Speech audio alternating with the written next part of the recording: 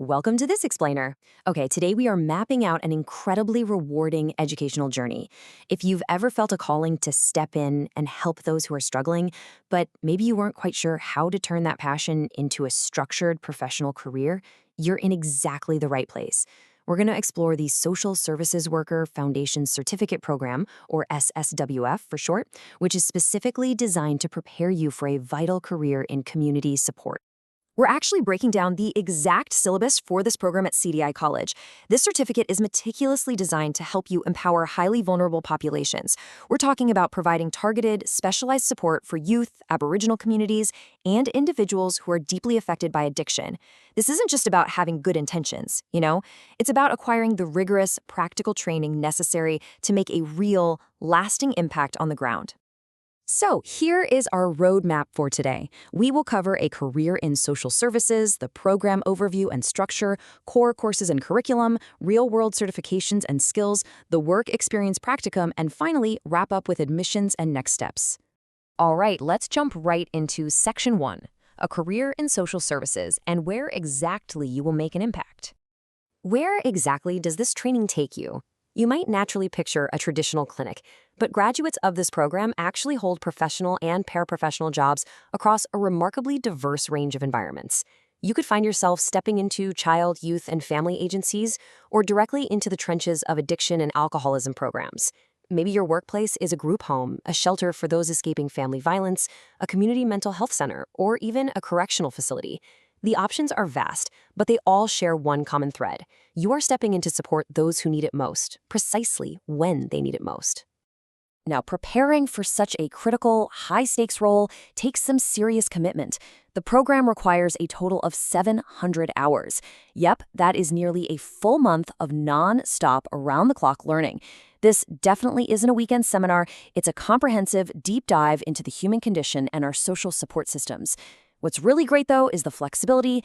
You can complete these 700 hours through a full-time track over 33 weeks or a part-time track spanning 51 weeks, just depending on how you need to balance your studies with your everyday life.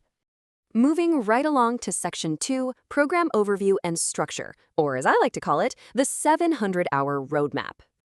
The student journey is brilliantly organized into 3 distinct phases, building your knowledge step by step.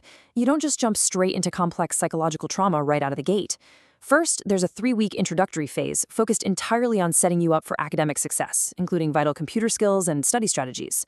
Then comes the heavy lifting, the 21-week SSW Foundations phase, which we're going to unpack in just a moment. And finally, the program caps off with a 9-week professional and workplace skills phase, which is heavily focused on your practicum and career strategies. It is just a highly logical progression from the classroom directly out into the community. Which brings us to Section 3, Core Courses and Curriculum. This is all about building your toolkit. That 21-week foundations phase is really the academic heart of your training, and it's anchored by a pretty powerful philosophy. A coherent, strength-based values platform. In your Introduction to Social Service Work course, you learn that you aren't just there to identify a client's problems or deficits. Instead, you're trained to recognize, draw out, and build upon the inherent strengths and resilience that every single client already possesses. It's an incredibly empowering way to approach social work.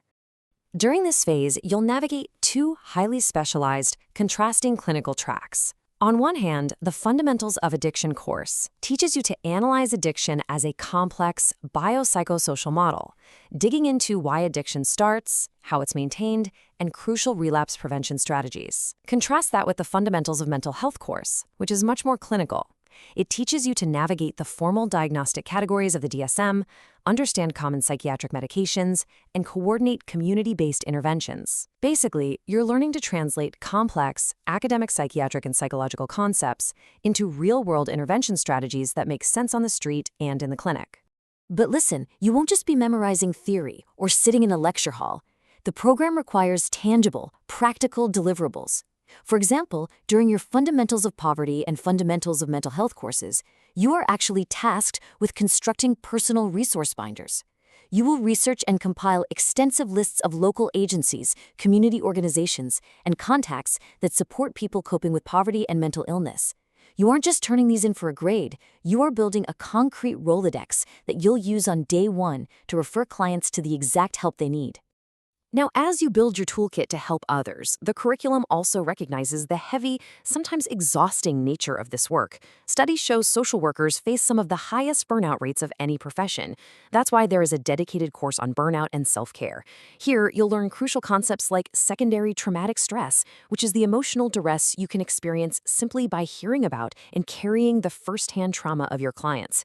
You see, the very empathy that makes you a good social services worker also makes you vulnerable. This course equips you with practical, hands-on strategies to protect your own well-being, ensuring you can sustain a long, healthy career without burning out. Okay, let's dive into Section 4, Real-World Certifications and Skills, taking you beyond the classroom. Before you even begin your practicum, the program ensures you are fully equipped for the physical realities of the workplace, earning a whole suite of mandatory, industry-recognized certifications. You'll get standard first aid and CPR for emergency response. You'll complete nonviolent crisis intervention, or NVCI training, which is absolutely vital for learning how to use verbal and nonverbal techniques to de-escalate situations and avoid violent confrontations entirely. You also receive specific suicide intervention skills training, Food Safe Level 1, and WMS for handling hazardous materials. These aren't just academic badges. They instantly boost your employability and prepare you to keep both yourself and your clients physically and psychologically safe. That brings us to Section 5, the Work Experience Practicum, the trial. This is where you will take everything you've learned over the last several months and apply it in a real-world setting. You'll complete 140 hours in an unpaid work experience placement. This intensive period spans 6 weeks, placing you directly inside an actual community organization related to your field of study.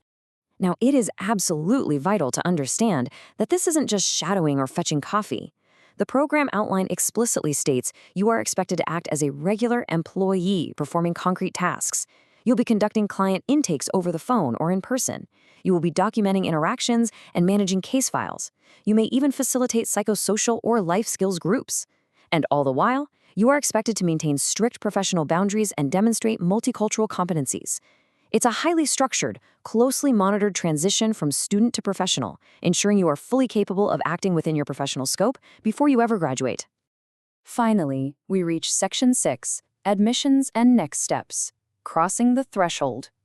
If this structured roadmap is sounding like your ideal career path, the admissions threshold is actually very straightforward.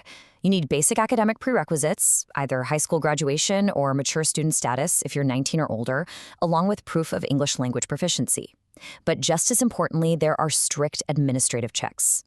Because you'll be working with vulnerable populations, you must clear a criminal record check in accordance with the Criminal Records Review Act and provide an up-to-date immunization report. These are definitely not just administrative hurdles, they are the absolute first steps in ensuring client safety and professional responsibility. So, as we wrap up this explainer on the SSSWF program, I want to leave you with this final important thought as you consider your future. You've seen the 700 hours of dedication required. You've seen the sheer depth of the psychological and practical training and the intensity of that real-world practicum. The tools are all right here, structured and ready for you to master. The only question left is, are you ready to become the vital link between a crisis and a solution? Take a little time to think about that. Thank you so much for joining me to explore this incredibly impactful program today.